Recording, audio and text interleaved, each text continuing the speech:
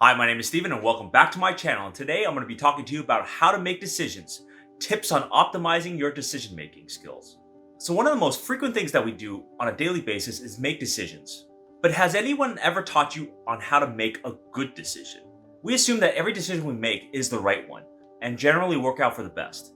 But that's not always the case. There are many things that we're not able to see in our decision making process, and that can make us fall into a bad decision or making a decision without all the available information.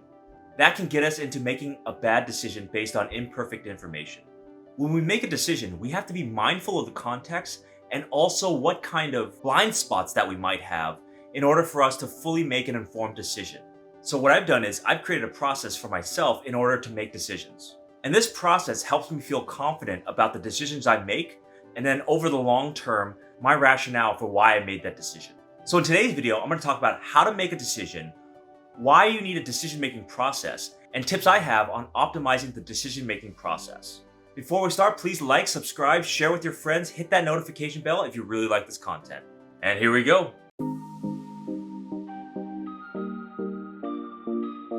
So first, I want to go through the basics. How do we make a decision? This is my process for how to make a decision. I have standardized it into these 6 steps. So here's my process. Number 1. Identify the problem statement. Number 2, gather relevant information. Number 3, assess best, easy, or valuable answer. Number 4, counter arguments or find different opinions. Number 5, reassess if answer needs to be changed. This may be through many iterations. And number 6, act on the decision. So in this process, I outlined how I make decisions. So what I do is first I identify what the problem is, and then I gather all available information that I have to make my decision. So this can be information from texts, internet, from people's conversations, anything that really helps me make an informed decision. Number 3, I take a first cut at what the answer could be. And this is my own personal feelings on what the decision should be without any outside influences. And then afterwards, number 4, I start to reach out to counter arguments and other alternate answers. And in this case, I may talk to different people, I may get differing opinions, a second opinion if it's a doctor, anything that would help me throw a wrench in my current way of thinking. This step challenges me and forces me to really analyze and critique my decision, whether or not it is really the best. And number 5, once I have the information collected from all the other counter arguments, then I reassess if I needed to change my original answer. In many cases, I have to go and reassess and find counter arguments and gather more data, and this loop can take a little bit of time depending on the severity of the decision. And then number 6, I act on that decision. After some length of time mulling over my decision-making process, then I act on that decision wholeheartedly with full confidence behind it. This is important because once I have all the information and I made a solid decision, I act on it and execute it, whatever that might be. Acting on the decision is really important because once you have full confidence in yourself, you can just go ahead and go. And anybody else that tries to question you or stop you, you have the full confidence in your belief that you've analyzed all the differing opinions and know the answer to be in your best interest, and that you made the best possible decision given your information. So now that you have the basics of what my process is, let's go through why you need a process. So in general, making a decision is a very messy process. Most decisions are pretty straightforward. They're yes or no. There's something that's very easy or doesn't require a lot of thought. But for those decisions that are life-altering or tough or have a lot of emotional weight to it, it can be quite messy and convoluted to get through the decision-making process. Things are not so cut and dry and requires maybe a lot of thinking and analysis before you can make the right decision. Or a decision might not have a straightforward answer, in which things are shades of gray instead of black and white. So in these cases, having a decision-making process helps with figuring out which is the best choice for you. So number 1, reducing errors. So many of our decisions are made very quickly, and when we make decisions very quickly, they are on occasion prone to errors. You may hastily arrive at a certain decision without thinking it through. That might force you into making a bad decision. And many times, a process can help slow us down in our thinking so that we're not rushing to the decision right away. That helps us reduce our chances of making an error when we take time. And when you have a process established, you can help identify problems in your thinking and also explore other alternatives to a possible decision. The process itself gives you a template to help you reduce errors in the long term. So number 2, not be blindsided. Part of the decision-making process is to make the best decision given the available information. If you have a process in place, it's so much harder to miss something. Everything is done in logical steps, so it's a lot harder to miss something that was very obvious or miss a big part that would go into your decision. So a lot of decisions we make in life are done with imperfect information. We will never have anything close to 100% information when we're making a decision. So having a process helps us eliminate as many blind spots as we can going into a large decision. So number 3, structure helps organize thoughts. With organization and structure, you can methodically go through the process of your decision making without a lot of mental strain on yourself. This is the fact that when we make a lot of our decisions, we don't have a process for it. And what we tend to do is we try to put all of our information in our heads, and sometimes we can overcomplicate the issue or drive ourselves crazy by thinking about it over and over. You can transfer that information that's floating in your head on paper, so you can review it and look at it as you please. This means that you no longer have to think about it or keep it in your head. You have some way of looking at it, and then you can go back and think about it later. It puts a lot less mental strain on yourself. And eventually, when you do establish structure in your decision-making skills, you'll be able to be faster and faster with every decision because you're already going to know how to process all the information that you need to make a decision.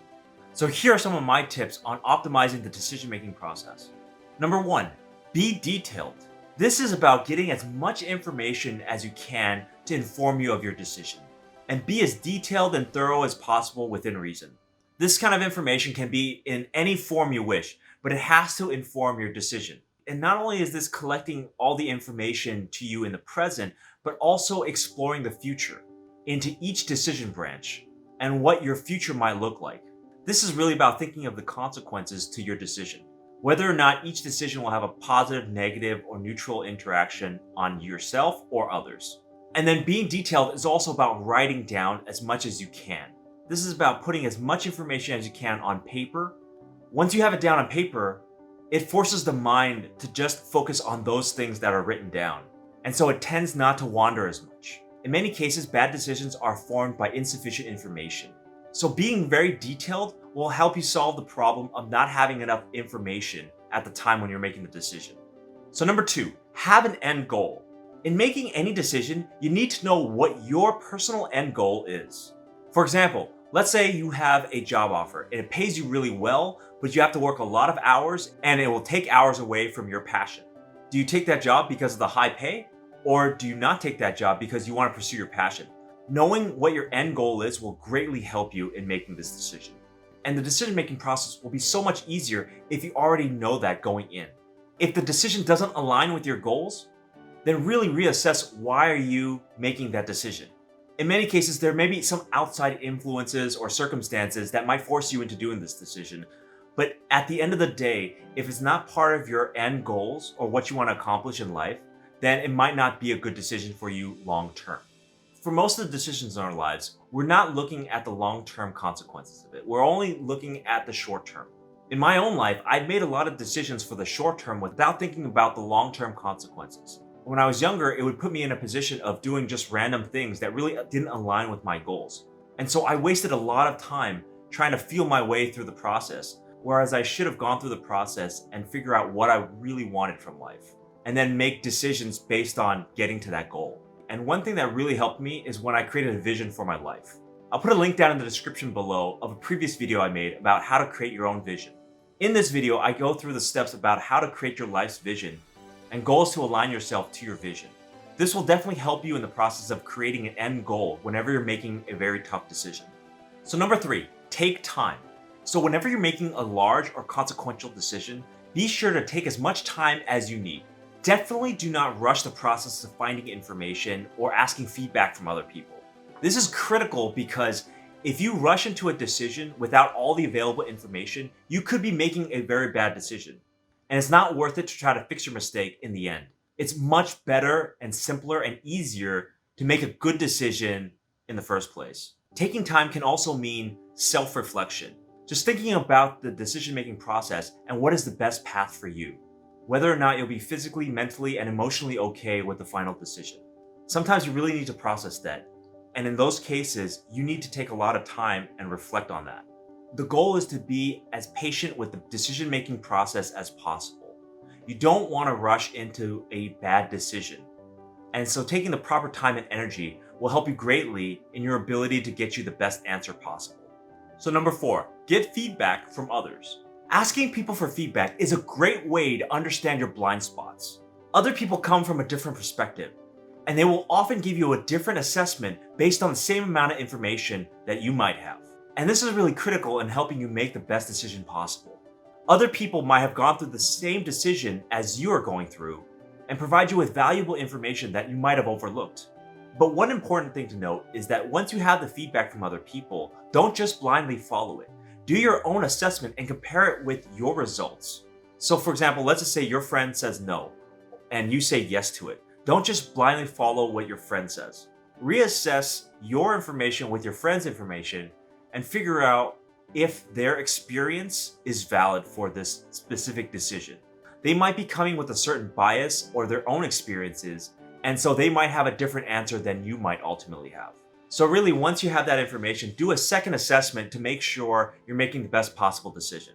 And number 5, just do it. There is a tendency to wait or delay a large decision. This is based on the fact that if you have a large decision to make, you tend to have a lot of information going along with your decision. You might get decision paralysis and not wanting to make a certain decision because the consequences could be large. And you definitely don't want to be in a situation where the decision is made for you rather than by you.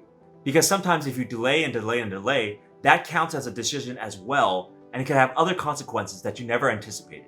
So you really want to make a decisive decision at the appropriate time and follow through with it. This kind of decisiveness will help you in future decisions as well. You'll gain confidence with each decisive decision you make. So ultimately, it'll help you with the large decisions that you really need to be decisive on, and you can't wait or prolong. So get in the habit of making decisive decisions when you're ready to make a decision and commit to it fully.